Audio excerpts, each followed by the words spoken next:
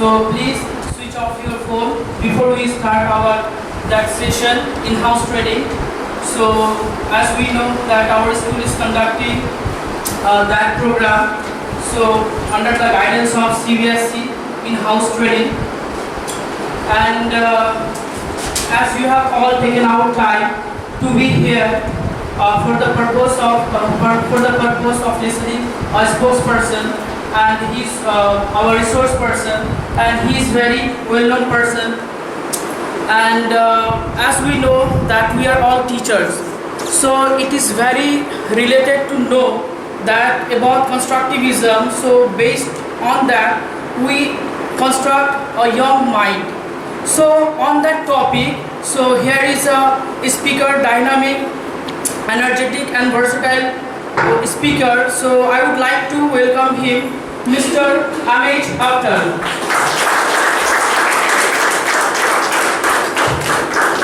Thank you, sir, for coming.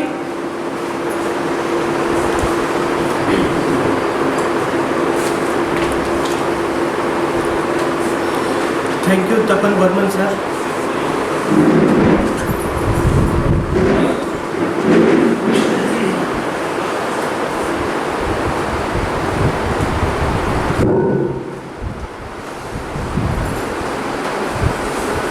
Very good afternoon to all of you.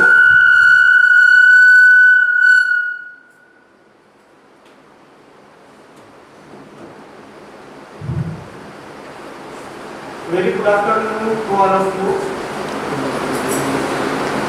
सबसे पहले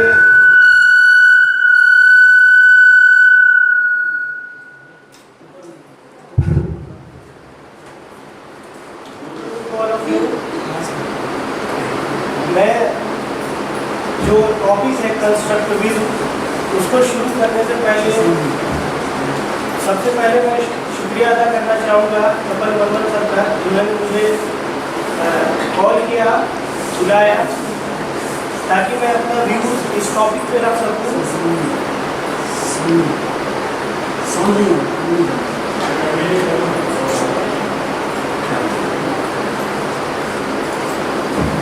उससे पहले मैं धन्यवाद कहना चाहूँगा इस संस्था के प्रिंसिपल सर का और मैनेजमेंट का, जिन्होंने मुझे मौका दिया।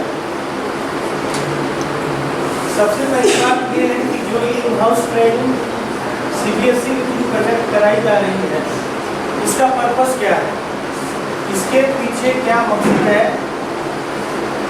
इसके लिए कल हमने जो लास्ट सेशन हमारा था, उसमें हमने NEP 2020 के बारे में चर्चा किया था और कुछ हिस्टोरिकल बैकग्राउंड भी देखा था नेशनल एजुकेशन पॉलिसी के बारे में।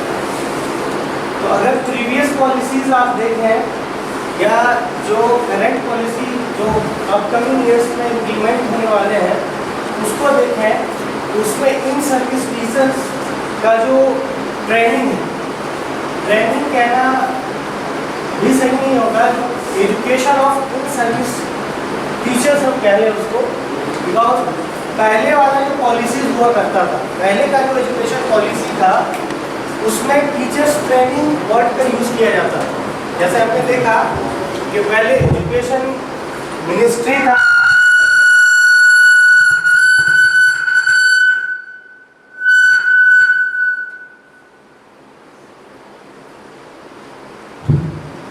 जैसे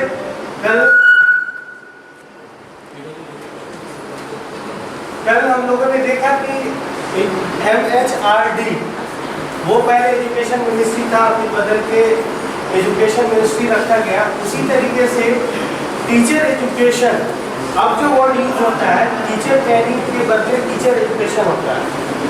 इस बात को जो एजुकेनिस्ट है उन्होंने इसको रिफॉर्म किया।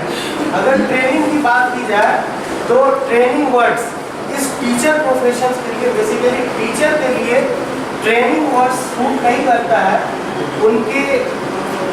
उनको जेब नहीं देता है, जिस वजह करके उसको बदलकर टीचर एजुकेशन उसको रखा गया। दो मोड है, एक तो वो मोड है जो प्री सर्विस टीचर एजुकेशन है, जिसके लिए different type of courses provide किए जाते हैं अलग अलग इंस्टीट्यूशंस के थ्रू, और एक है इन सर्विस टीचर एजुकेशन, उसके लिए अलग अलग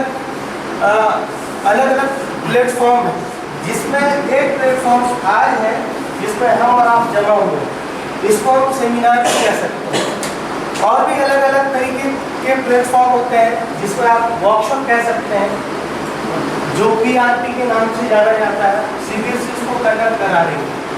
तो सेंट्रल बोर्ड के साथ साथ स्टेट बोर्ड, जैसे आप बिहार गवर्नमेंट की बात करें तो उनके पास भी उन्होंने भी ये प्रोग्राम स्टार्ट किया है डिफरेंट एप्लीकेशन के माध्यम से। बेसिकली इसका जो स्टार्ट हुआ जनरली ये process in service teacher education के लिए वो कोविड से शुरू हुआ। दीक्षा एप्लीकेशंस है और भी एप्लीकेशन है जिसके थ्रू, तो इसके पीछे रविन्द्रनाथ टैगोर का ये मानना था कि अगर कोई आदमी पानी यूज कर रहा है तो वो कौन से पानी को यूज करना चाहेगा, उस पानी को जो रुका हुआ है या उस पानी को जो चल रहा है, क्योंकि जो चल रहा है, जो बह रहा है वो ज़्यादा पाक होगा और ज़्यादा साफ होगा। तो बहुत सारे जो एजुकेशन है या फिर हम कह सकते हैं फिलोसफर है या साइकोलॉजिस्ट है, उनका ये मानना है कि अगर अपने आप को अपग्रेड करना है तो हमेशा मेन सोर्स में स्ट्रीम में हमको जुड़े रहना है।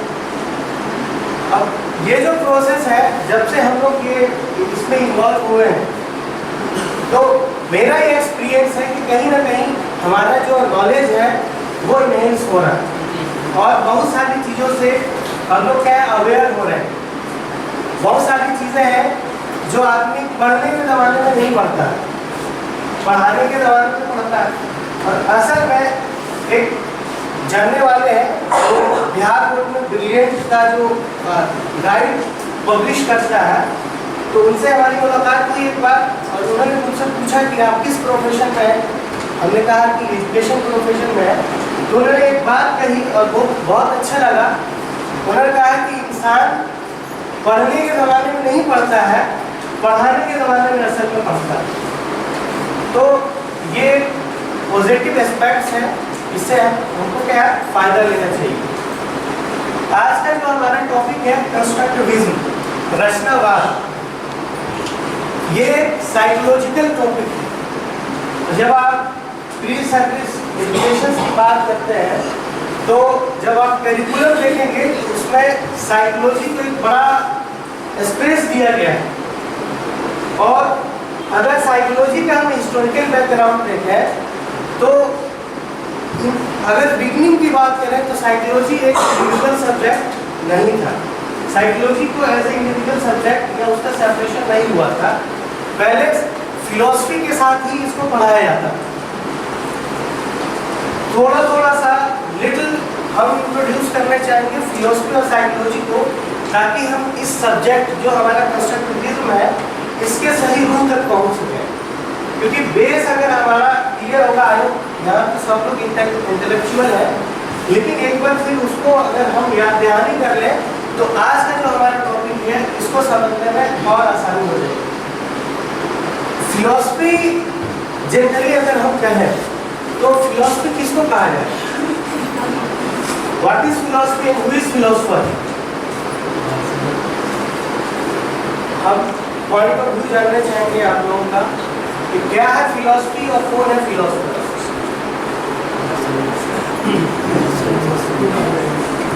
फिलॉसफी जो है सर, किसी खास अनुभवों का परिकल्पनाओं के तौर पर परीक्षण जो है वो मेरा फिलॉसफी का है। और फिलॉसफर वो कहलाते हैं जो इन परिकल्पनाओं के परे जाकर के उस पर अपने अनुभवों को उकेरते हैं। Philosopher at my opinion.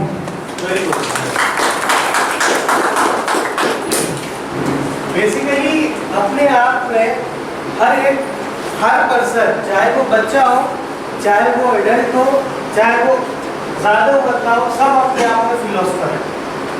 ये फिलॉसफी का एक व्यापक मीनिंग है।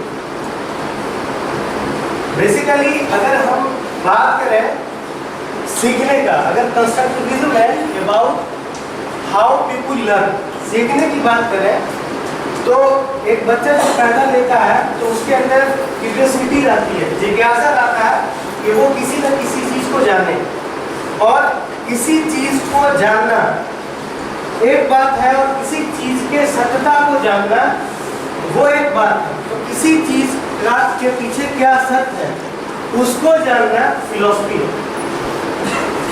अब फिलॉसफी बेसिकली अगर हम बात करें, एक होता है इंफॉर्मेशन, जानकारी जिसको बोलते हैं, एक होता है नॉलेज जिसको ज्ञान बोला जाता है, एक होता है विजडम बुद्धि, एक होता है विजडम। इंफॉर्मेशन ये हुआ कि किसी चीज के बारे में बस जान गए, और उससे बढ़ के अगर उसकी चीज उस कंसेप्ट के बारे में थोड़ा सा और ब्रॉड अगर हम उसका नॉलेज लिए, यानी उसके बारे में और इंफॉर्मेशन कलेक्ट किए तो वो नॉलेज हो जाए। अब उसके बारे में मतलब बहुत डीप किसी चीज के बारे में सोचना, वो क्या कहलाता है? विजडम कहलाता है। फिलॉसफी दो वर्ड्स का कॉम्बिनेशन है, फिलोस प्लस सोफिया। मतलब फिलोस मतलब होता है लव और सोफिया मतलब होता है विजडम। लव ऑफ विजडम से ये वर्ड बना फिलॉसफी। अब प्रैक्टिकल लाइफ में हम देखते हैं कि एरिया ऑफ फिलॉसफी की बात कर लेते हैं कि एरिया ऑफ फिलॉसफी क्या होगा। क्या फिलॉसफी सिर्फ एजुकेशन में हो सकता है? क्या फिलॉसफी सिर्फ मैथमेटिक्स में हो सकता है? क्या मैथमेटिक्स में फिलॉसफी हो सकता है? ये भी एक सवाल है। क्या फिलॉसफी साइंस में हो सकता है? बिकॉज अगर हम साइंस की बात करें तो साइंस फिलॉसफी को मानेगा ही नहीं, because science is based upon the experiment which is proved. Experiment के बाद क्या उसमें फिलॉसफी हो सकता है या नहीं हो सकता है? तो अगर हम करिकुलम को देखें, एक आदमी है जो क्लास 10 पास किया, 12 गया, 12 में गया, according to current education policy either वो जाएगा ISC में, आइदर जाएगा IA में या आइदर ICOM में जाएगा। फिर अगर उसी बैकग्राउंड से अगर वो ग्रेजुएशन करेगा या तो वो जाएगा किस में? BSc में, BCom में या BA में। फिर मास्टर्स कर लिया, MA, MSc, M.Com। अब जो नेक्स्ट स्टेज है उसका वो होगा MPhil, मास्टर ऑफ फिलोसफी। क्या वो साइंस में होगा? उसके बाद आप देखिएगा स्टडी, तो उसके बाद जो भी स्टडी है वहाँ पे फिलोसफी ही है। फिलोसफी अगर साइंस से भी अगर वो कर रहा है, मास्टर MPhil कर रहा है तो वो मास्टर ऑफ फिलोसफी कह रहा है, या अगर PhD कर रहा है तो वो क्या कहलाएगा? डॉक्टर ऑफ फिलोसफी कहलाएगा। ये नहीं कहलाएगा कि है। तो फिलोसफी का मतलब है किसी चीज के बारे में या किसी चीज के सत्यता के बारे में इतना खो जाना कि उसके अल्टीमेट गोल को पा लेना, ये है फिलोसफी। अब ये बड़ा एक लंबा बहस है कि फिलोसफी का कितना ब्रांच है, ये अलग सब्जेक्ट। अब बात कर लेते हैं साइकोलॉजी। अगर प्रीवियस कॉन्सेप्ट को देखा जाए, पहले के कॉन्सेप्ट को देखा जाए तो फिलोसफी और साइकोलॉजी दोनों एक साथ होता। लेकिन जब रिसर्च हुए और नॉलेज बढ़ा लोगों का, तब फिलोसफी को सेपरेट कर दिया गया और एक ब्रांच बना दिया गया फिलोसफी का, साइकोलॉजी। साइकोलॉजी का अगर बिगनिंग हम देखें,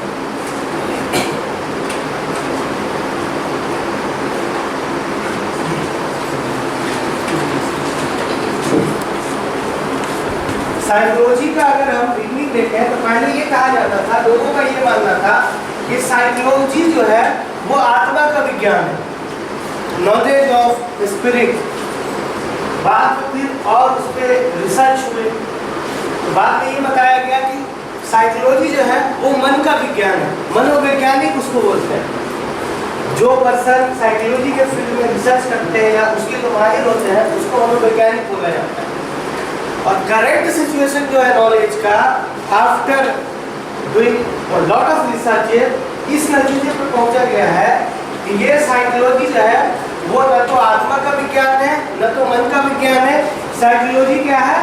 बिहेवियर का विज्ञान है, व्यवहार का। Psychology is the knowledge of behaviour, व्यवहार का विज्ञान। उसी बेस पे पहले से अलग अलग कॉन्सेप्ट आते रहे, रिफॉर्म होता रहा, रिसर्च होता रहा। और एक दुर्भाग्य कहा जाए, हम जिस कंट्री में रह रहे हैं, इसका एक दुर्भाग्य ये है कि हमारे यहाँ रिसर्च अलग अलग फील्ड में आए, पहले आए, लेकिन एजुकेशन के फील्ड में रिसर्च लेट से आए। इसीलिए हमारे यहाँ जो फिलोसफी और साइकोलॉजी का कॉन्सेप्ट है, आज भी थोड़ा सा, अगर हम अदर्स फिलोसफी की बात कर ले वेस्टर्न की, तो थोड़ा सा पीछे है। लेकिन एनईपी में इस बात को लाया गया है कि हर जिले में ऐसे इंस्टीट्यूशन खोले जाए जिसमें इस बात का प्रावधान किया जाए कि ऐसा उसको स्ट्रक्चर और ऐसा करिकुलम प्रोवाइड किया जाए कि वहाँ पर रिसर्च भी हो सके, और खासकर एजुकेशन फील्ड में रिसर्च को बढ़ावा देने की बात की है। अब हम इस टॉपिक पे आना चाहेंगे, कंस्ट्रक्टिविज्म, रचनावाद उसको हिंदी में कहते हैं। और हम लोग आम बोलचाल की भाषा में जानते हैं रचना किसको कहते हैं, कंस्ट्रक्शन किसको कहते हैं। अगर कोई आदमी घर वगैरह बनाता है तो उसको बोला जाता है कंस्ट्रक्टर, है ना, जो घर को बनाता है। किसी भी चीज़ को अगर वो बना रहा है तो उसको हम क्या बोलेंगे, वो कंस्ट्रक्टर है। अगर घर बना रहा है तो घर का कंस्ट्रक्टर है ना। कोई खिलौना बना रहा है तो खिलौना का कंस्ट्रक्टर है। बेसिकली कंस्ट्रक्टिविज्म एक साइकोलॉजिकल और आप कह सकते हैं फिलोसफिकल क्या अप्रोच है। इनके अकॉर्डिंग ये मानना है कि लर्निंग जो है, लर्नर जो है, जो लर्न करता है, वो किस आधार पे करेगा, कैसे करेगा। क्या लर्निंग जो प्रोसेस है, क्या हम ट्रांसफर सिर्फ करते हैं, ट्रांसफर करने का नाम लर्निंग है, या फिर ये जो लर्निंग है खुद करता है लर्नर। तो इन सारी चीज़ों पर इस पर फोकस किया गया है। अगर लर्न कर रहा है तो किस किस बेसिस पे होगा, कौन कौन सा एस्पेक्ट होगा। तो बेसिकली अगर इस पर देखें, हम हिस्टोरिकल पर्सपेक्टिव्स देखें, तो बहुत सारे फिलोसफर और साइकोलॉजिस्ट इसमें आए हैं। लेकिन इसमें जॉन डीवी और जीन पियाजे, लेव वाइगोस्की, ये तीन ऐसे हैं जिनका बहुत बड़ा रोल रहा है। और ये 19वीं सदी के फिलोसफर आप कह सकते हैं, या साइकोलॉजिस्ट कह सकते हैं। ये सारा अप्रोच जो है वो 19वीं सेंचुरी का है। उससे पहले लोग फिलोसफिकल एस्पेक्ट्स को ही जानते थे, और उससे पहले लोगों का ये मानना था कि ज्ञान का एक से दूसरे में संचार होता है, क्रिएशन नहीं होता। ओवरऑल अगर हम कहें कि अकॉर्डिंग टू कंस्ट्रक्टिविज्म, ज्ञान ट्रांसफर नहीं किया जाता, नॉलेज ट्रांसफर नहीं किया जाता, नॉलेज क्रिएट किया जाता। हर इंडिविजुअल अपने अपने तरीके से नॉलेज को क्या करता है, क्रिएट करता है। अब उसके लिए वो अपना एक रोड मैप बनाए, माइंड मैप बनाए, लेकिन वो अपना कॉन्सेप्ट बिल्ड करता है। हम ये चाहें कि पर्सन भी हमारे अकॉर्डिंग, मेरे अकॉर्डिंग उस ऑब्जेक्टिव को मेरे कॉन्सेप्ट के अकॉर्डिंग खुद वैसा कॉन्सेप्ट बना ले, तो ये पॉसिबल नहीं है। क्योंकि साइकोलॉजी भी ये कहता है कि हर इंडिविजुअल का अपना अप्रोच होता है और हर एक पर्सन दूसरे से भिन्न होता है। चाहे आप किसी भी डोमेन को देख लीजिए, उसके फिजिकल ग्रोथ को देख लीजिए, मेंटल ग्रोथ को देख लीजिए, सोशल ग्रोथ को देख लीजिए, तो हर एस्पेक्ट में वो अलग होता है।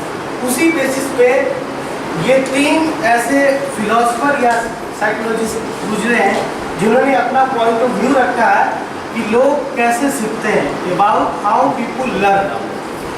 अब ये लर्निंग प्रोसेस जो है, लर्निंग का जनरल परसेप्शन ये बना हुआ है हमारे यहाँ कि जनरली एक पीरियड का लाइफ है जहाँ पे बच्चे लर्न करते हैं, उसके बाद लर्निंग क्या होता है, प्रोसेस शुरू हो जाता है। हालांकि ये मानना है कि इंसान ह्यूमन वुम टू टूम क्या है, सीखता है। माँ के गोद से कब्र की गोद तक इंसान सीखता है, चाहे वो जिस फील्ड में हो, हर फील्ड में कुछ ना कुछ नए चीज पढ़ ले, वो क्या करता है, सीखता है। अब सीखने के दौरान दो चीजें हैं, एक चीज है लर्निंग, जिसको हिंदी में अधिगम कहते हैं, और एक है अर्जन, जिसको एक्वाइजेशन कहते हैं। ये दो चीजें हैं, इसको पहले समझ लें हम कि ये दोनों चीज क्या है और इन दोनों में क्या डिफरेंस है, फिर चलेंगे इस टॉपिक। लर्निंग वो है जिसमें एक्स्ट्रा एफर्ट की जरूरत पड़ती है, और एक्वाइजेशन वो है जिसमें एक्स्ट्रा एफर्ट की जरूरत नहीं है। फॉर एग्जाम्पल, अगर कोई बच्चा हिंदी क्षेत्र में पैदा लिया है तो उसको हिंदी सीखने के लिए स्कूल कॉलेज में जाना पड़ेगा। वो पैदा लेगा और जब से बोलना शुरू करेगा वो लैंग्वेज सीख लेगा। साइकोलॉजी के अनुसार इसको ये कहा जाता है कि इसके अंदर एक डिवाइस है, LAD, जो BA DLED किया होंगे उनको पता होगा इसके बारे में, लैंग्वेज एक्वाइजेशन डिवाइस। ये डिवाइस उस बच्चे को हेल्प करता है लैंग्वेज को या एनीथिंग्स जो अपने आसपास देख रहा है उसको एक्वायर करने के लिए, प्राप्त करने के लिए। उसके लिए कोई स्पेशल ट्यूशंस की ज़रूरत नहीं है, कोई स्पेशल इंस्ट्रक्टर की ज़रूरत नहीं है, वो खुद ब खुद क्या कर लेता है, उसको एक्वायर कर लेता है। यहीं पे अगर हम बात करें कि अगर कोई हिंदी क्षेत्र का बच्चा है जिसने हिंदी क्षेत्र में जन्म लिया और उसको इंग्लिश सीखना है, इंग्लिश लैंग्वेज उसको ये करना है, तो उसके लिए वो इंग्लिश एक्वायर नहीं कर सकता, उसके लिए उसको इंग्लिश लर्न करना पड़ेगा। हम लोग नेटिव स्पीकर नहीं है इंग्लिश के, तो जितना सहज तरीके से हम हिंदी बोल पाते हैं उतना सहज तरीके से इंग्लिश नहीं बोल पाते। उसके लिए हमको लर्न करना पड़ता है, उसका ग्रामर क्या है, उसका पूरा प्रोसीजर है। तो एक्वाइजेशन और लर्निंग अलग अलग दो टॉपिक हैं।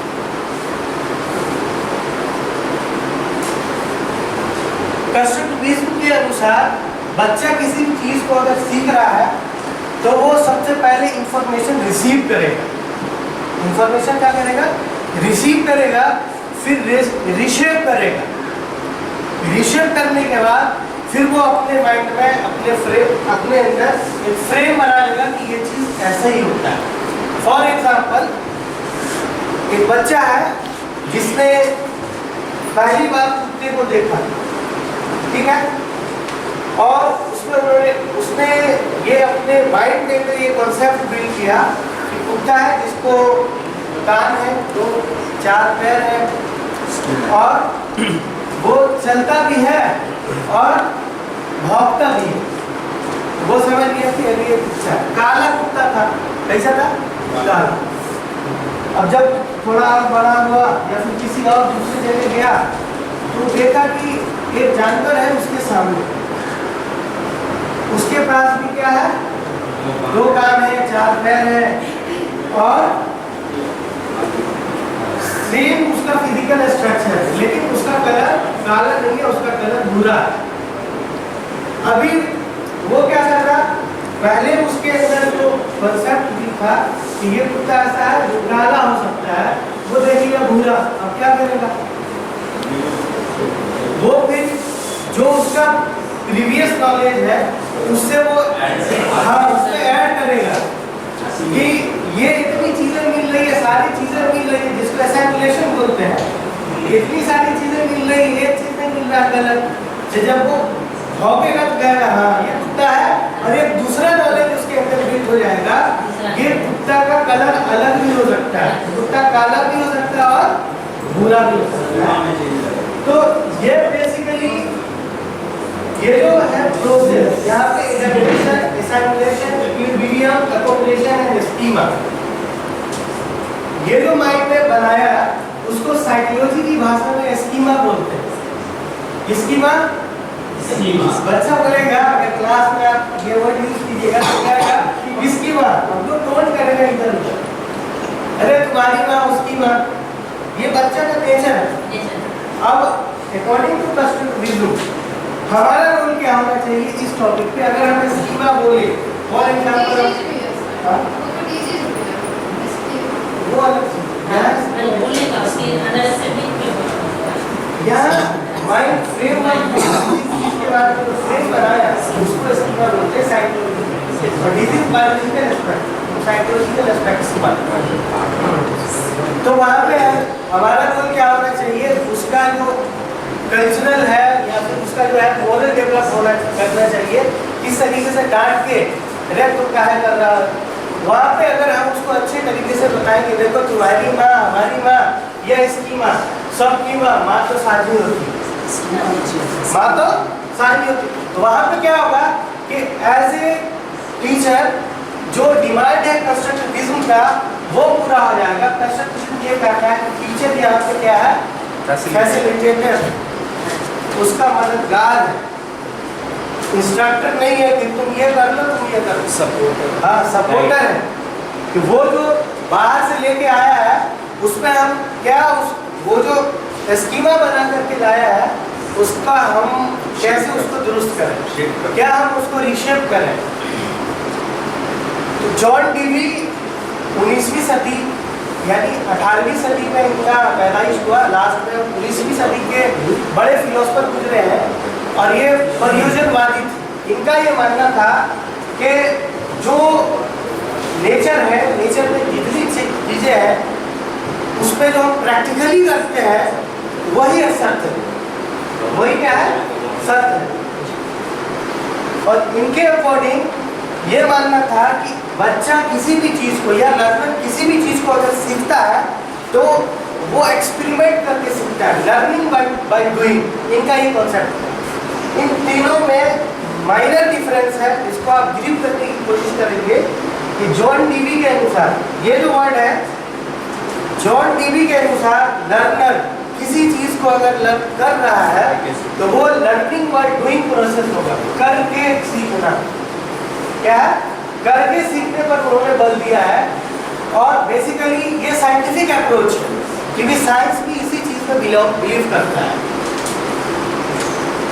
और ज़्यादा इनका योगदान नहीं रहा कंस्ट्रक्टिविज्म में क्योंकि ये खुद इस मान्यता के मानने वाले नहीं थे, ये खुद प्रयोजनवाद थे, पैरामेटिज्म इसको बोला जाता है। जीन पियाजे ये ऐसे साइकोलॉजिस्ट गुजरे हैं जो कॉग्निटिव डेवलपमेंट, कॉग्निटिव ये एक साइकोलॉजिकल वर्ड है, इसका मतलब ये होता है कि बच्चे का बुद्धि, संज्ञानात्मक विकास वो कैसे डेवलप होता है। और ये साइकोलॉजिस्ट के साथ साथ ये बायोलॉजी के अच्छे जानकार थे और बायोलॉजिस्ट भी थे। तो इनका ये मानना था कि बच्चा जो सीखता है वो खुद से सीखता है और बच्चे के सीखने में सबसे बड़ा जो फैक्टर है वो हेरिडिटी होता है। जैसे जैसे बच्चे की उम्र बढ़ती है वैसे वैसे बच्चे के अंदर क्या है, उसका बौद्धिक विकास होता है, सीखने की शक्ति बढ़ती है, उसके सीखने की शक्ति बढ़ती है। और उसका उन्होंने अलग अलग स्टेज भी बताया कि 0 से 2 ईयर का होगा तब क्या चीज़ सीखेगा, किस चीज़ को समझ सकता है, किस चीज़ को नहीं समझ सकता है। 2 से 7 साल का अगर है तब किस चीज़ को समझेगा, कितनी समझ उसके अंदर आएगी। और 7 से 11 साल का है, 7 to 11 ईयर्स है तब उसके माइंड का IQ लेवल कितना बढ़ा, किस चीज़ को हम किस तरीके से इंटरप्रेट करें। और 11 से 15 साल तब वहाँ तक, जब 11 से 15 साल की आयु तक वो पहुँच गया है तब किन किन चीज़ों को समझ सकता है, उसके अंदर किस किस चीज़ों की समझ आ गई कि अगर अगला समझा रहा है तो उस बात को वो समझ रहा है या नहीं समझ रहा है। हम 0 से 2 साल के बच्चे को अगर पैसा देंगे तो वो समझेगा, नहीं समझेगा। बेसिकली इसको उन्होंने इस स्टेज फर्स्ट का नाम, ये जो स्टेज फर्स्ट है इसका नाम उन्होंने दिया है सेंसरी मोटर्स। अब देखिए it is clear, motor means movable, sensor means जो सेंस कर सके। अब एक ह्यूमन के अंदर सेंसर कौन है, ह्यूमन के अंदर क्या है, सेंसर। जो इसका सेंस ऑर्गन है वही सेंसर है। हमारे अंदर कितने सेंस ऑफ ऑर्गन्स? 5 है। स्किन है, माउथ है, टंग है हमारा, आई है, नोज है और ईयर। 0 से 2 इयर्स तक बच्चा इन 5 चीजों से सीखता है। और सीखता कैसे है? उसको अलग अलग सेंस ऑफ ऑर्गन का यूज करके अपने अंदर वो क्या करता है? स्कीमा बिल्डअप करता है। स्कीमा का कॉन्सेप्ट आई होप आप लोग को क्लियर हो गया होगा। स्कीमा क्या है? किसी भी चीज के बारे में जो फ्रेमवर्क बनाया है, जो फ्रेम बनाया है, वही स्कीमा। जैसे एग्जांपल मैंने दिया था कि कुत्ता क्या है? काला था, फिर बाद में उसको उजला भी चला। तो 4 चीजें ऑलरेडी 4-5 चीजें देख चुका था कि काला भी हो सकता है, 4 पैर है और क्या है? 2 कान है और भौंकता भी है। फिर कलर का बिल्डअप। उसी तरीके से थोड़ा सा इसको एक और एग्जांपल से एक्सप्लोर करना चाहेंगे हम कि वो चला गया चिड़ियाघर, जू गया। अब पहले से अपने आसपास वो देख रखा था किसको? कैट को। तो बिल्ली है, उसका एक पूंछ है, 4 पैर है और वो म्यू म्यू करती है और उसका आँख थोड़ा सा क्या चमकीला होता है। अब जब वो जू गया तो देखा कि उसी शेप का एक और जानवर है, लेकिन उसका शरीर क्या है? उसका फिजिक क्या है? बड़ा है।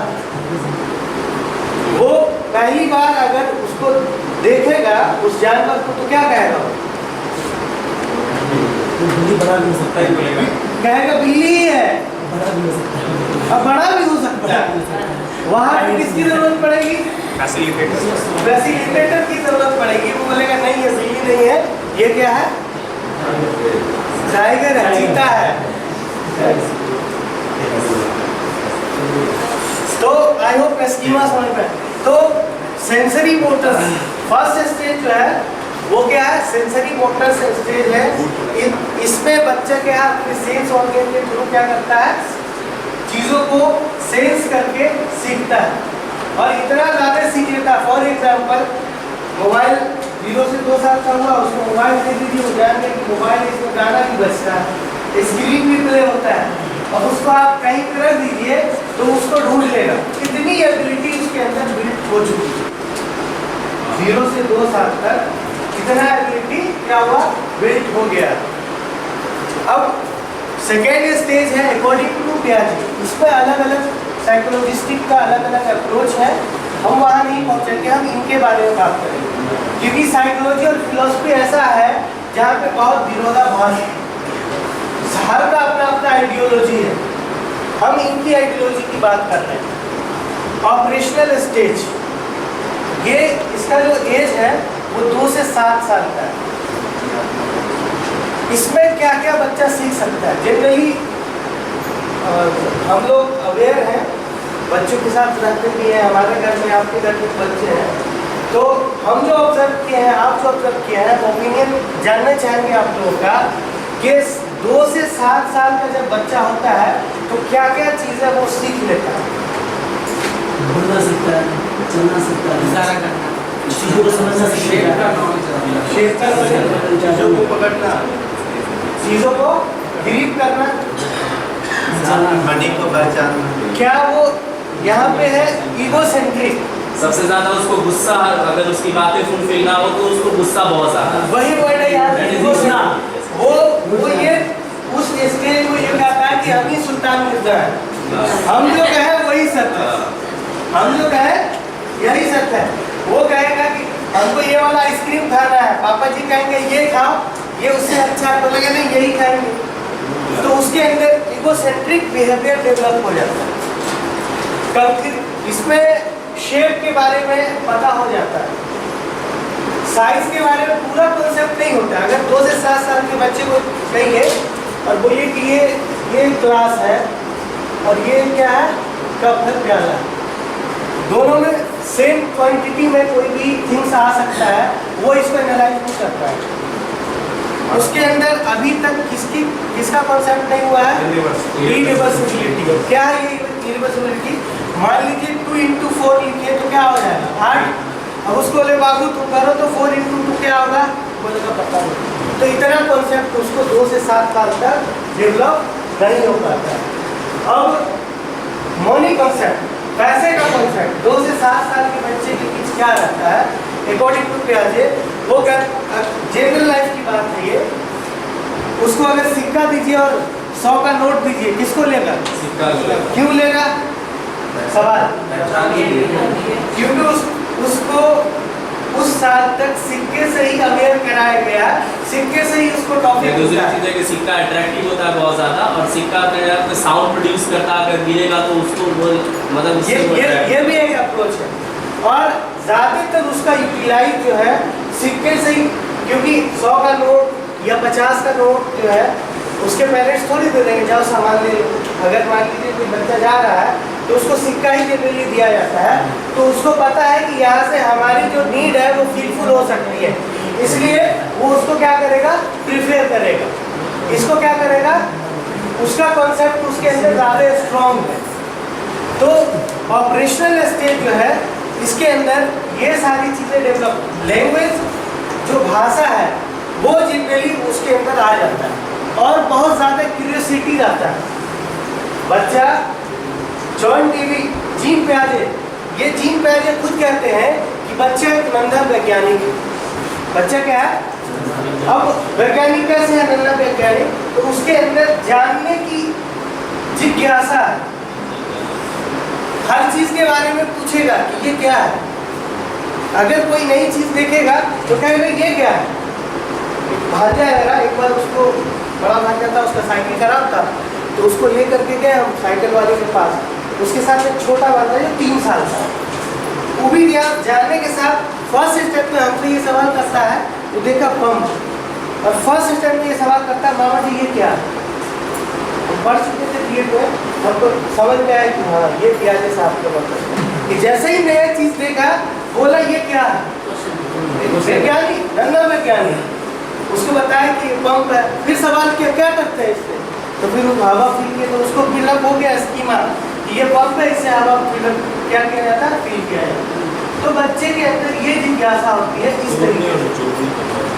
अब अगला स्टेज है कंक्रीट स्टेज, 7 से 11। कंक्रीट मतलब आता है मूर्त चिंतन, मूर्त चिंतन स्टेज। यहाँ से बच्चे के अंदर थिंकिंग एबिलिटी क्या बढ़ता है, बच्चा सोचने लगता है, सोचने और समझने की क्षमता इस स्टेज में आती है अकॉर्डिंग टू पियाजे। ये वैरी करेगा अकॉर्डिंग टू देयर हेरिडिटी और भी बहुत सारे फैक्टर है, लेकिन इन जनरल एस्पेक्ट्स ये जो आपका कंक्रीट स्टेज है इसके अंदर बच्चों इस स्टेज के अंदर बच्चों के अंदर मूर्त चिंतन और कंक्रीट चीजों की समझ और उसके बारे में सोचने की क्षमता बिल्ड हो जाती है। अब ये कंक्रीट चीजें क्या है? कंक्रीट चीजें वो सारी चीजें हैं जो हमारे आसपास है, जिनको हम देखते हैं, जिनको समझने के लिए हमको इमेजिन करने की जरूरत नहीं पड़ती है। तो ये सारी चीजें, जैसे ये क्या है, डैश है, लेक्चर डैश है, इसको हम देख करके समझ जाएंगे। तो ये हो गया कंक्रीट चीजें। और नॉन कंक्रीट वो हुआ जिसको समझ, जो हम देख नहीं रहे उसका कॉन्सेप्ट हमको बिल्ड करना पड़े। तो इस स्टेज में अगर हम बच्चे को कहेंगे कि सोलर सिस्टम होता है, ये ऐसा होता है, तो वो उतना थिंकिंग उसका अभी ब्रॉड नहीं हुआ है कि वो इसके बारे में क्या कर सके, सोच सके। नेक्स्ट स्टेज है फॉर्मल और एक्टिव स्टेज। ये 4th स्टेज है और अकॉर्डिंग टू पियाजे ये लास्ट स्टेज है डेवलपमेंट का। फॉर्मल स्टेज में आकर के ऑलमोस्ट सारी चीज़ें इसके अंदर आ जाता है। ये इमोशन को समझने लगता है, लव और हेट को समझने लगता है, उसके बारे में थिंक करने लगता है, इमेजिनेशन को समझने लगता है। ये सारी चीज़ें इसके अंदर आ जाती है और उसी के अकॉर्डिंग उसका IQ डेवलप होता है।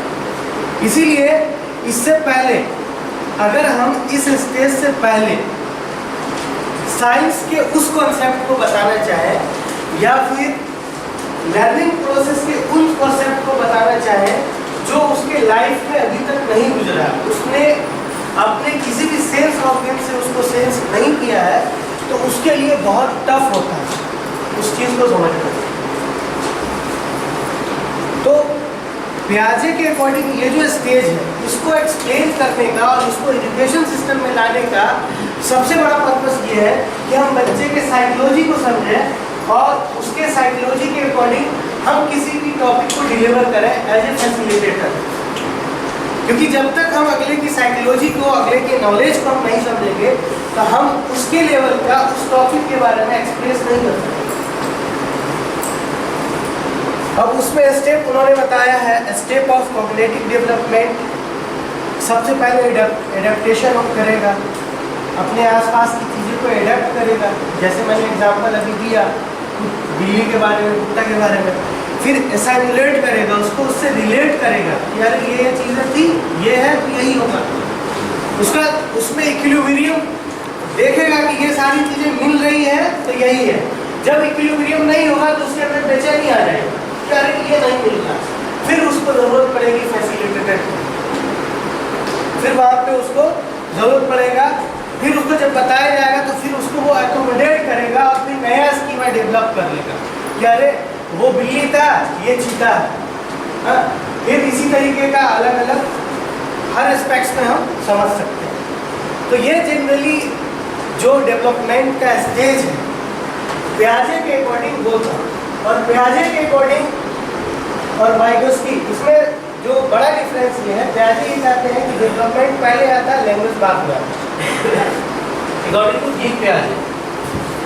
और वाइगोस्की कहते हैं कि पहले लैंग्वेज आएगा फिर डेवलपमेंट आएगा। अब आप बताएं कि क्या एस्पेक्ट्स अकॉर्डिंग टू यू क्या अच्छा हो सकता है?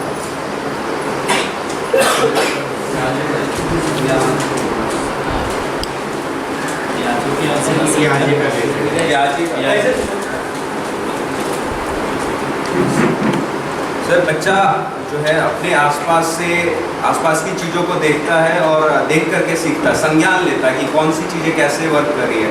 जैसे अगर किसी छोटे बच्चे के हाथ में कुछ दे दिया जाए तो पहले उसको उठा करके मुंह के अंदर रखेगा, कहीं ये खाने वाली चीज़ तो नहीं है। फिर जब उसे लगता है कि नहीं, अगर ये खाने वाली चीज़ नहीं है तो फिर वो उसको पटक करके देखेगा, अगर उसमें से साउंड निकला तो फिर उसके माइंड में ये चलेगा कि ये खेलने वाली है। फिर जब नेक्स्ट टाइम हम उसको देंगे तो वो उससे खेलना स्टार्ट कर देगा।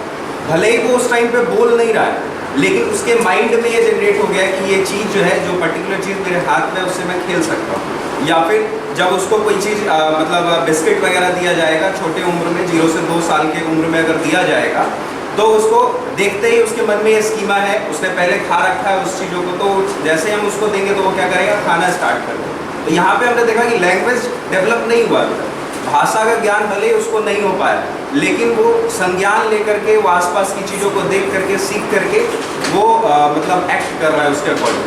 तो इसलिए जो पियाजे का कॉग्निटिव थ्योरी है वो बहुत ज़्यादा बेटर है वाइगोत्स्की से।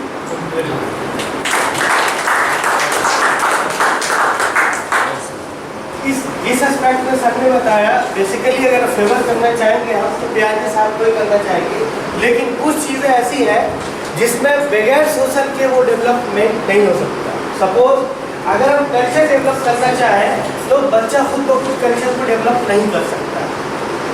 अगर हम भाषा की बात करें तो भाषा, लैंग्वेज, खुद ब खुद बच्चा उसको क्या कर सकता है, डेवलप नहीं कर सकता। तो दोनों साइकोलॉजिस्ट अपने अपने एस्पेक्ट्स में सही है। अब डिपेंड ये करता है कि किस चीज़ के डेवलपमेंट की बात हो। अगर हम उसके कॉग्निटिव डेवलपमेंट की बात कर रहे हैं, ओनली कॉग्निटिव यानी बौद्धिक विकास की बात कर रहे हैं, तो कहीं न कहीं पियाजे साहब का जो हेरिडिटरी कॉन्सेप्ट है ये एक फैक्टर करेगा। बिकॉज हम ये जानते हैं कि उम्र के साथ साथ बच्चों का समझ, बच्चों की परख और सारी चीज़ें बदलती जाती हैं। अब वाइगोस्की साहब एक समाजवादी साइकोलॉजिस्ट रहे हैं। उनका ये मानना था कि चिल्ड्रेन जो सीखता है या कोई भी अगर सीख रहा है, इवन हम हो आप हो, सीखना तो जब तक है तब तक है। तो अगर सीख रहा है तो उसके लिए 3 फैक्टर है। एक तो ये सोशल इंटरेक्शन, पहली चीज़ है, दूसरा है लैंग्वेज, तीसरा है कल्चर। 3 फैक्टर उनके अकॉर्डिंग ये है कि ये 3 चीज़ें सीखने में बहुत ज़्यादा हेल्पफुल होता है। और अदर फैक्टर का उन्होंने बात किया जिसमें ZPD, zone of proximal development, उसके बाद है MKO मोर नॉलेजेबल अदर और SK फोल्डिंग। ये 3 चीज़ें हैं, ये साइकोलॉजिकल एस्पेक्ट्स है, इस पर हम अब इसको समझने की कोशिश करेंगे। पहला है सोशल इंटरेक्शन।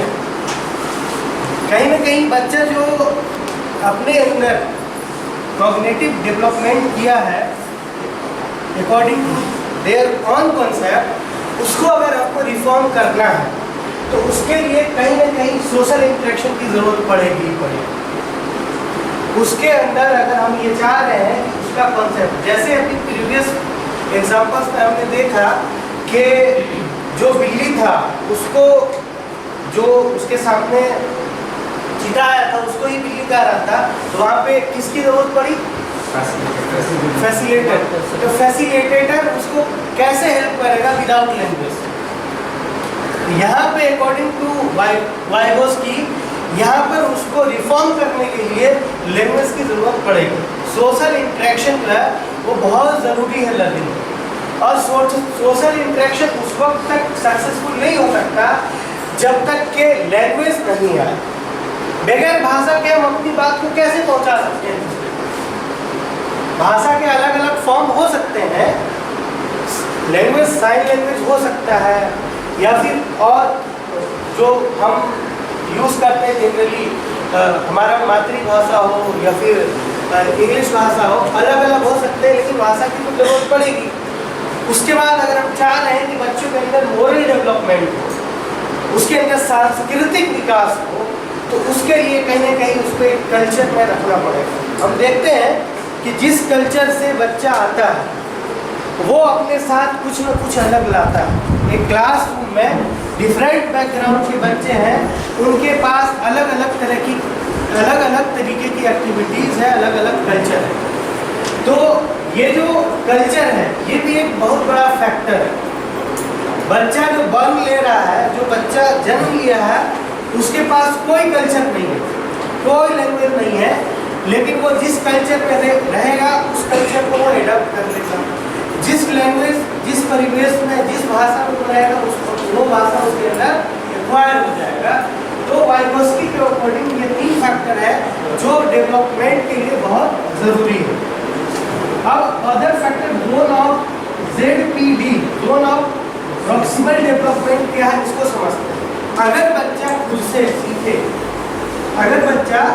से सीखे, तो उसका एक लिमिटेड एरिया है, क्योंकि उसका उतना ज़्यादा डेवलपमेंट नहीं हुआ है माइंड का। इवन वो 18 साल की क्यों में चला जाए, वो अगर खुद से समझना चाहे, क्लास 10 में है और वो खुद से समझना चाहे कि हम क्लास 12 का कॉन्सेप्ट समझ लें तो पॉसिबल है, या क्लास 10 के ही कॉन्सेप्ट को अगर समझना चाहे एक बार में, तो वो कितना समझेगा? बहुत रिसोर्स का यूज़ करेगा मान लीजिए, तब भी उतना नहीं समझ सकता जितना फैसिलिटेटर उसको समझा सकता। तो सपोज ये एक पर्सन है और वो खुद से इतना सीख रहा है, उसका जो जोन ऑफ प्रॉक्सिमल डेवलपमेंट है वो यहाँ से यहाँ तक है। अगर उसको हम एस्के फोल्डिंग करें, एस्के फोल्डिंग होता है किसी को सहारा देना, ये साइकोलॉजिकल वर्ड है। मान लीजिए इसका एग्जाम्पल हम समझते हैं कि एक बच्चा साइकिल सीखना शुरू किया है, ठीक है। अब जब वो साइकिल सीख रहा है तो खुद से जब सीखेगा तो बहुत बार गिरेगा और उसको थोड़ा सा टाइम भी लगेगा ज़्यादा। अगर वहीं पे उसके पेरेंट्स या उसके आसपास के नेबर उसको अगर हेल्प करते, पीछे से पकड़ के उसको सिखाए, तो वो उसको सीखने में आसानी हो जाएगा। तो इसके फोल्डिंग का मतलब यही होता है कि उसको सहारा देना। अगर हम इसके फोल्डिंग कर दिए तो वो क्या करेगा, उसका दायरा और बढ़ सकता है, उसका दायरा और बढ़ सकता है। और इसके बाद एक लिमिटेड एरिया, इसके बाद वो उस स्टेज में नहीं है जहाँ तक वो सीख सके। तो इसके फोल्डिंग, उनका ये मानना था कि अगर हम बच्चे के अंदर डेवलपमेंट करना चाह रहे हैं तो एक बहुत बड़ा फैक्टर क्या है, इसके फोल्डिंग, उसको सहारा देना। और MKO मोर नॉलेजेबल अदर्स। मान लीजिए कोई कॉन्सेप्ट है, हम एक कॉन्सेप्ट क्लास में पढ़ा रहे हैं और वो कॉन्सेप्ट कंप्लीट हुआ और हमने कहा कि कल हमको चैप्टर शुरू करना है मैग्नेटिक मैग्नेटिज्म, इसमें आप पढ़ के आइएगा मैग्नेट के बारे में। और कल बच्चा आया हमारी क्लास में, हमने कहा कि बताओ क्या क्या समझ के आया हो, तो वो कुछ न कुछ जरूर समझ के आया होगा, तो वो उसकी अपनी समझ होगी। अगर हम उसको वहीं पर छोड़ दिए तो वो यहीं तक सीखा है। अब उसको क्या करें हम, जो हमारा नॉलेज है हमने किसी से सीखा, हम भी इसके फोल्डर होके आए हैं यहाँ पे, तो अब जो सीख करके आया उसमें बहुत सारे कुछ गलत भी सीखे होंगे, बहुत कुछ सही भी सीखे होंगे, बहुत बच्चे ऐसे होंगे जो बहुत ज़्यादा सीखे होंगे, बहुत होंगे जो बहुत कम सीखे होंगे। तो उसमें अगर हम उसको बिल्ड कर दें तो वो जहाँ तक हमारा ऑब्जेक्टिव है वहाँ तक वो क्या हो सकता है, पूरा हो सकता है। तो एसके फोल्डिंग, अब उसके लिए अगर बच्चा खुद से सीख रहा है तो उस हद तक नहीं सीख सकता, उसको यहाँ तक पहुँचने के लिए उससे ज़्यादा जो नॉलेजेबल पर्सन है उसकी ज़रूरत पड़ेगी। इसीलिए इसका मतलब ये है कि क्लास में जो टीचर है वो उससे ज़्यादा नॉलेज वाले हैं। अब अकॉर्डिंग टू वाइगोस्की ये कहते हैं कि अगर हम जो बच्चा सीख करके आया है, जितना जोर दिन उसको सीखने का यहाँ तक, उसी के लेवल के पर्सन के साथ कहें कि तुम उससे सीखो तो वो यहाँ तक नहीं पहुँच सकता है। इसलिए उनका ये मानना था कि MKO की ज़रूरत पड़ेगी। जहाँ तक पॉसिबिलिटी है उसको सीखने का, यहाँ तक सीखने की उसकी एबिलिटी है, खुद से यहाँ तक सीख रहा है और थोड़ा सा अगर हम सहारा दे रहे हैं तो यहाँ तक सीख जाए। तो ये उनका मानना है अकॉर्डिंग टू वाइगोस्की। वाइगोस्की का और ये था, वाइगोस्की के अकॉर्डिंग ये है कि वो सिर्फ समाज मतलब सोशल को ही लेके नहीं चले। उन्होंने कहा कि पियाजे साहब ये कहे कि समाज का कोई रोल नहीं है, कल्चर का कोई रोल नहीं है। पियाजे की थ्योरी में का जो कंक्लूजन आप निकालिएगा तो उसमें देखिएगा कि उनके अकॉर्डिंग वो कहते हैं कि बायोलॉजिकल फैक्टर ही असल फैक्टर है उनको सीखने के लिए, जिनकी वजह से थोड़ा सा लोग इस पर क्रिटिसाइज करते हैं। इनके बाद इनका जमाना है, इन्होंने कहा कि बायोलॉजिकल फैक्टर तो है ही है, साथ में सोशल, कल्चर और लैंग्वेज जो है ये तीनों फैक्टर है जो सीखने में बहुत ज़्यादा लाभदायक और बहुत ज़्यादा मददगार है। इन्वायरमेंटल फैक्टर अब ये कई बार पूछता है, सीटेट वगैरह के एग्जाम में ये पूछता है कि बच्चा अगर डेवलपमेंट कर रहा है तो कौन सा फैक्टर ज़्यादा होगा। उसमें एक दे देगा हेरिडिटी, एक दे देगा सोशल, और उसमें दो देगा हेरिडिटी सोशल ऑल्सो। और इनके अकॉर्डिंग वाइगोस्की के अकॉर्डिंग अलग अलग एजेंसीज हैं, उसमें एक प्राइमरी और सेकेंडरी एजेंसी उन्होंने कहा कि प्राइमरी एजेंसी क्या होगा। उसमें कोई बच्चा अगर सीख रहा है तो उसके लिए प्राइमरी एजेंसी क्या होगा। बच्चा अगर सीख रहा है तो according to Vygotsky primary agency क्या हो सकता है,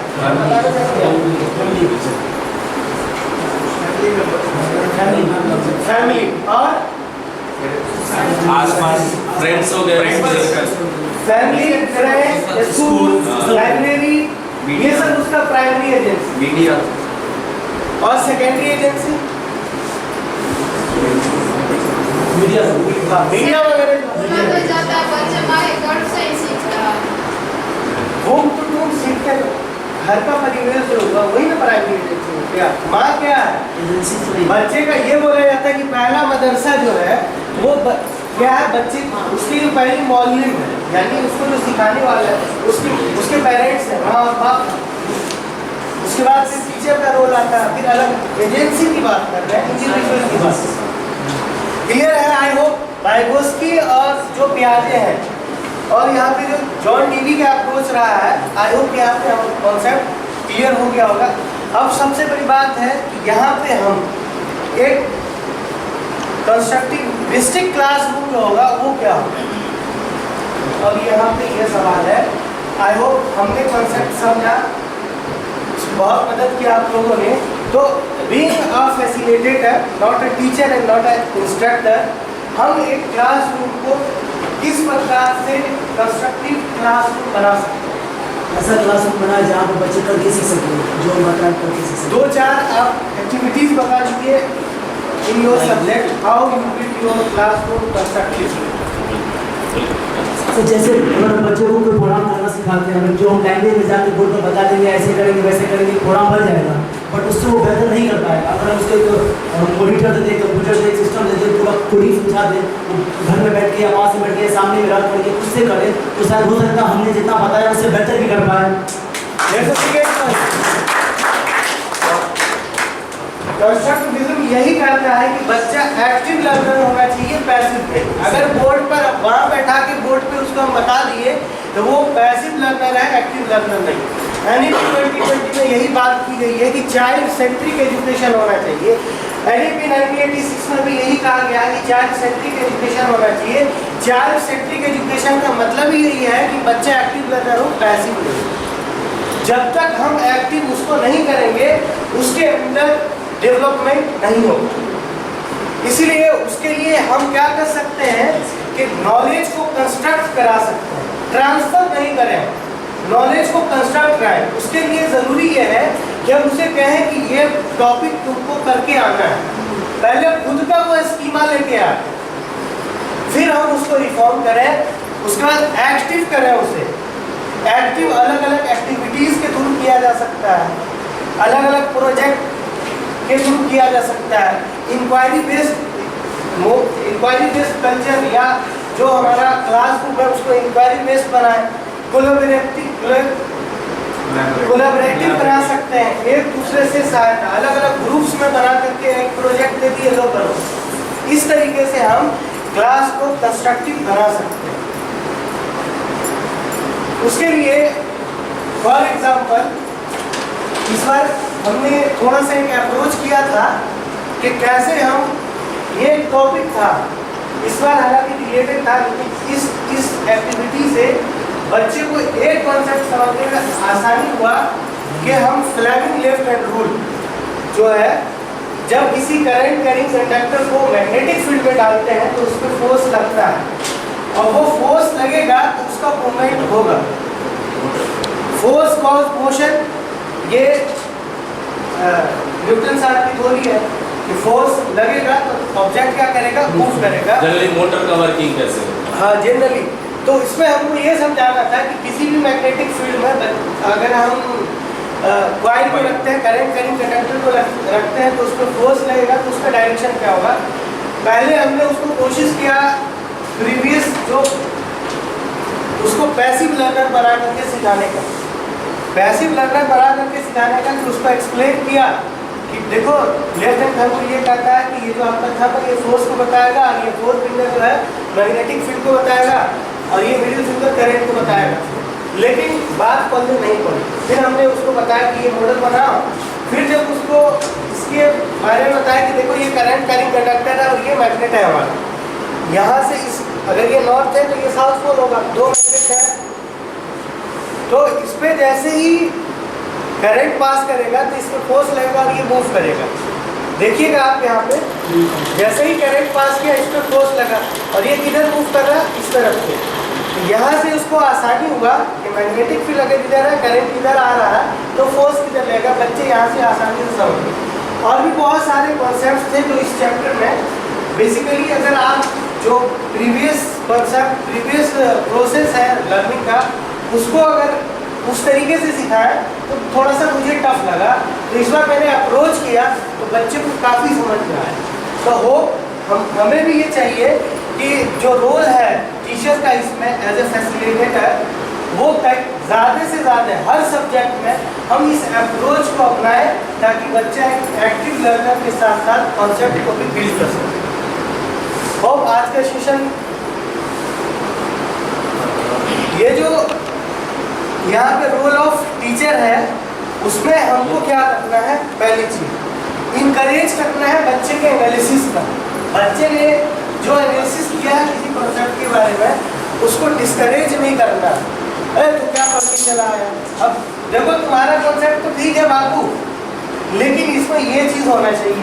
बहुत अच्छी बात है, तुम्हारा अप्रोच बहुत अच्छा है, लेकिन ये वहाँ पे हमको फैसिलिटेट करना है और रिफॉर्म करना है। जो स्कीमा बना के लाया है उसको अच्छा जो होना चाहिए जो रिफॉर्मेशन वो हम करें। उसका हमको यूज़ करना open ended question. Open ended question क्या होता है, शुभम सर कुछ बोलना चाहिए। मल्टीपल ऑप्शन इंटरनेट ट्यूशन में जो भी उनके मन में प्रश्न रहता है, चाहे वो मतलब टॉपिक से रिलेटेड हो या अगर उससे थोड़ा हट के भी वो पूछना चाहते हैं तो वो पूछ सकते हैं। गुड। उनको क्लास में फ्रीडम देना है। भाई देखो, हम जो टॉपिक पढ़ा रहे हैं इससे रिलेटेड जो तुम समझ के आए हो अपने आसपास से, वो चाहे जिस बैकग्राउंड से वो तुम पूछ सकते हो। तो ये ओपन एंडेड क्वेश्चन से उसके अंदर क्यूरियोसिटी भी होगा, डेवलपमेंट बहुत ज़्यादा होगा, एक ब्रॉड माइंड का डेवलपमेंट। ये हमको करना है कि रूट लेवल का एग्जाम्पल देना, उसको ऐसा एग्जाम्पल देना जो उसके आसपास हो। क्योंकि एजुकेशन किताब से लेने का नाम नहीं है, एजुकेशन है अपने आसपास की चीज़ों के बारे में जानने का नाम है। वो जो आसपास की चीज़ें हैं उसको रिसर्च करके उसके बारे में जान करके किताब में लाया गया है, तो उसको हम कैसे इंटरेक्ट करवाएं एटमॉस्फेयर से, तो ऐसी चीज़ों का एग्जाम्पल दें जिसके बारे में वो समझा। Use project based learning. Project based learning में ये बहुत बड़ा वाइड एरिया है और हर सब्जेक्ट में उसको किया जा सकता है। फॉर एग्जांपल, इस बार हमने अपने शिक्षक मतलब देखा उदयवान सिंह सर बहुत अच्छा, जब इन्होंने ग्रामर पोर्शन स्टडी बच्चों को जब ये करवा रहे थे तो उसमें बहुत सारी चीज़ें प्रोजेक्ट थी, जो टाइल्स वगैरह था, तो बच्चे अलग अलग तरीके से कोई पेड़ के फॉर्म में बना के ला रहा है, कुछ अलग अलग फॉर्म में ला रहा है, तो उसके अंदर क्रिएटिविटी दिखी। मनीष सरकार ने देखा है क्रिएटिव टेबल का, हम लोग इमेजिन भी नहीं कर सकते थे, कितना अच्छा बना के लाया था, पूरा डिस्प्ले भी हुआ था, आप लोगों ने भी देखा होगा कितना अच्छा बॉक्स और कितना मेहनत लगाया होगा। तो हम ये देख सकते हैं कि बच्चा जब एक्टिव होता है तो अपने टाइम को कितना एक्सपेंड करना चाह रहा है, उसके अंदर है क्यूरियोसिटी। अब हम इमेजिन करते हैं कि वो जो क्रिएटिव टेबल पूरा बनाया होगा, आई होप 5 से 6 घंटा कम से कम लगाओ, उससे ज़्यादा लगाओ। तो 5 से 6 घंटा उसको हम घर पे बैठा दिया एक क्रिएटिव टेबल या एक कॉन्सेप्ट को बनाने के लिए, यही बहुत बड़ा अचीवमेंट है हमारे लिए। तो ये चीज़ें हैं, बच्चे को कैसे इन्वॉल्व करें, बच्चे को कैसे एक्टिव लर्नर बनाएं, ये बहुत बड़ी चीज़ है। जब तक वो एक्टिव नहीं होगा तब तक हम नहीं डाल सकते। अब मान लीजिए सिंपल एग्जांपल हम देते हैं, हम नल खोल दिया और घड़ा को उल्टा रख दिया, पानी भरेगा? कभी नहीं भर सकता। तब पूरे झरना के नीचे डालने का नहीं भरेगा। अब थोड़ा सा बूंद बूंद ही अगर गिर रहा पानी, घड़ा सीधा तो कुछ पानी आ जाएगा। तो यही अप्रोच है जो ये क्वेश्चन पॉलिसी है, बच्चा एक्टिव लर्नर हो अलग अलग तरीके से। यूज प्रॉब्लम बेस्ड लर्निंग, बच्चा चैलेंज को एक्सेप्ट करता है, उसको प्रॉब्लम ऐसे नहीं दे कि बोरिंग हो, उसको एज ए चैलेंज दे, वो करेगा। तो हमको ये सारी अप्रोच अपनाना है, चाहे वो जिस सब्जेक्ट से भी बिलोंग करते हो, और ये चीज़ें अपनाई जा सकती है हर सब्जेक्ट में, चाहे वो सोशल साइंस हो, चाहे वो साइंस हो, चाहे वो आईटी सेक्टर हो, किसी भी फील्ड में, और हर सेक्शंस में इसको अपनाया जा सकता है, बच्चे को एक्टिव लर्नर बनाया जा सकता है। तो इस तरीके से अगर हम इस अप्रोच का यूज़ करें अपने टीचिंग लर्निंग प्रोसेस में, बीइंग अ फैसिलिटेटर, तो ये हमें भी थोड़ा सा अच्छा लगेगा और हमें भी अलग अलग टैलेंट देखने को मिलेगा। आप देख सकते हैं कि ये अलग टैलेंट का मुजाहिरा है यहाँ पे, हम आप इमेजिन भी नहीं कर सकते हैं कितने अच्छे तरीके से बच्चे ने एक्सप्लोर किया है। ये चीज़ें यहाँ भी लगा हुआ है, ड्रिलर में भी लगा होता है, ये प्रोजेक्ट बना करके बच्चा खुद भी समझाया है। और ये पूरा जनरली आप मोटर घर में लाइएगा तो इस तरीके का कंकाल नहीं दिखेगा, वो पूरा कवर रहता है केसिंग के अंदर। ये देखिए यहाँ का आर्मेचर समझ सकता है बच्चा स्प्लिट रिंग समझ सकता है, कार्बन पर समझ सकता है। और एक आपको दिखाना चाहेंगे हम, ये इलेक्ट्रिक सर्किट, जब मैंने शुरू किया इलेक्ट्रिक सर्किट बताना तो बोर्ड पे डायग्राम बना दिया और उसको समझाया, बच्चा नहीं समझ रहा। हमने उसको बताया कि देखो एक बैटरी है, बैटरी लेना, वायर लेना, एक स्विच लेना, ये बना के लाया।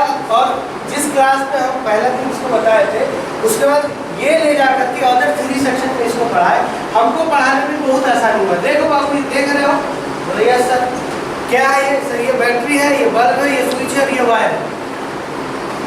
सर ये है, ये क्या है? हमने इलेक्ट्रिक सर्किट, यही होता है सर इलेक्ट्रिक सर्किट। समझ गया? तो ये है कि हम चीज़ों को कितने आसानी से उसको एक्सप्लोर करें। सरल। तो आज का सेशन अच्छा रहा होगा और बहुत चीज़ें आपसे भी सीखने को मिली, और हमेशा हम लोग सीखने की कोशिश करें, क्योंकि सीखना ऐसा कर्म है जो मौत पे ही खत्म होता है। आदमी बूम टू टू सीखता रहे, और ये इन सर्विस टीचर के लिए यही है कि हम एक चलते पानी की तरह रहे। पानी रुक जाए तो उसके अंदर स्मेल भी आ जाता है और बैक्टीरिया भी आ जाता है। पानी जब चलता रहेगा तो खुद भी साफ रहेगा और दूसरे को भी साफ करेगा। तो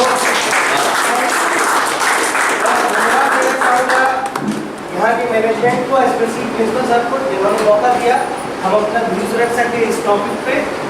thank you.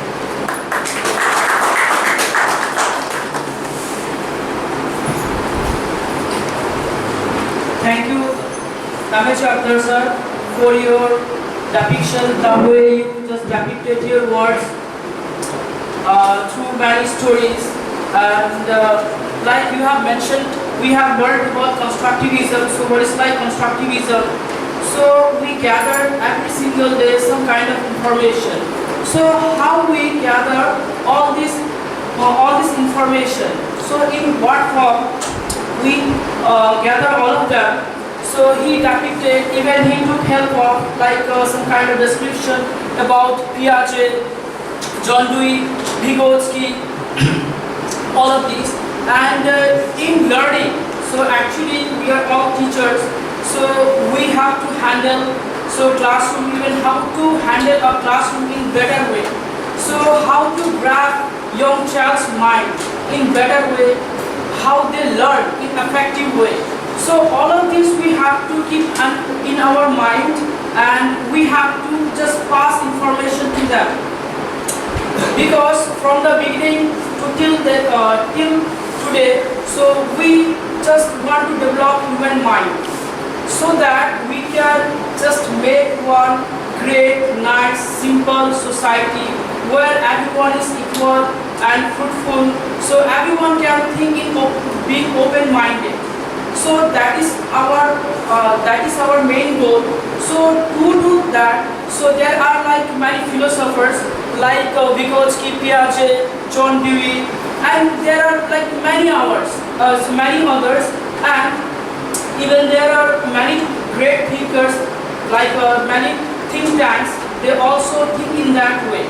So just only for one purpose, so that is to develop a mind in proper way, in arranged way. So I would like to say like about scaffolding. So scaffolding, so that means, and there is given that zone of proximal development.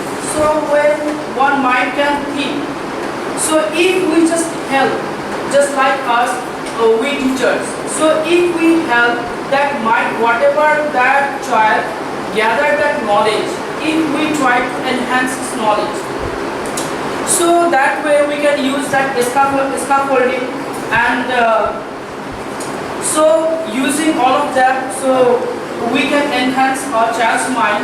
So that is what constructivism. And I must convey my thanks to principal sir and to management for conducting in-house training. And that way I would like to conclude today's session, which was very grateful. We have learned a lot of. Thank you everyone.